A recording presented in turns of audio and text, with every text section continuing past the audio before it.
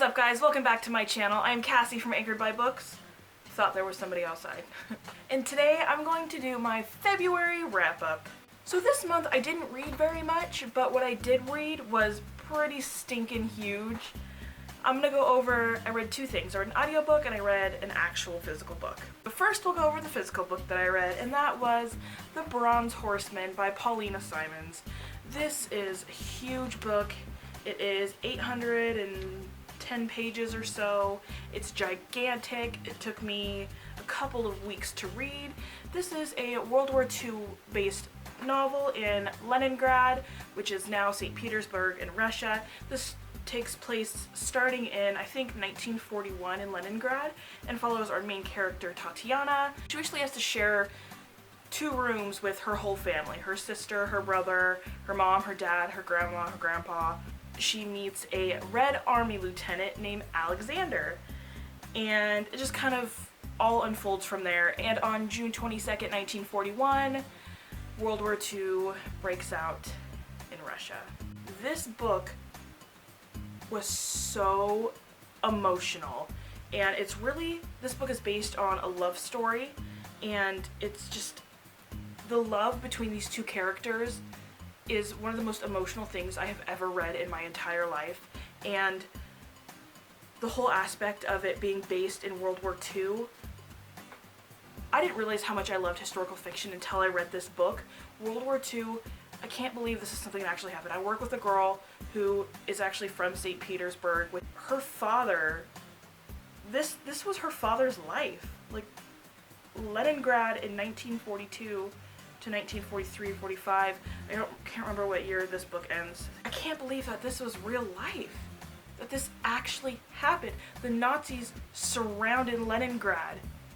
There was a siege in Leningrad.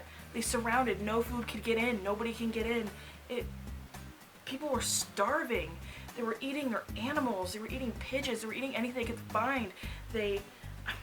I'll have to do a review on this book because this book was so amazing. I give it 5 out of 5 stars.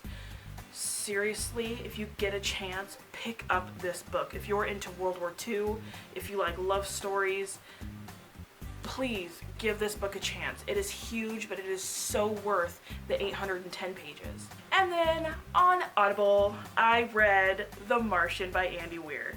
Funny thing about this book is I tried to read it a couple of months ago and I could not get into it. It was just way too scientific. I didn't understand what was going on. I was so confused.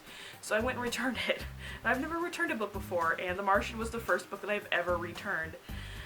So that's interesting. And then my husband and I decided to sign up for Audible, and I was like, you know what?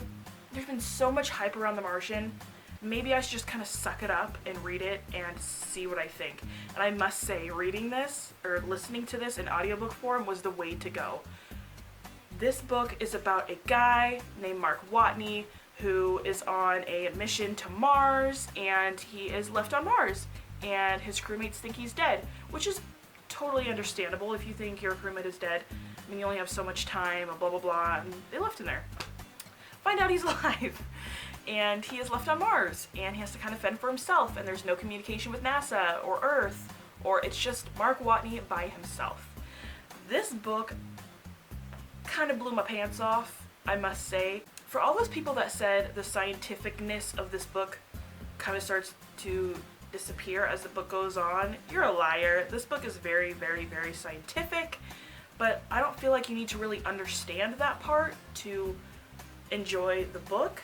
So the thing that made this book for me was Mark Watney's sarcasm.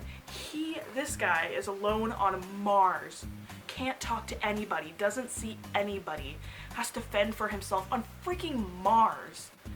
But he makes it so lighthearted. He's funny. He is so funny, Mark Watney.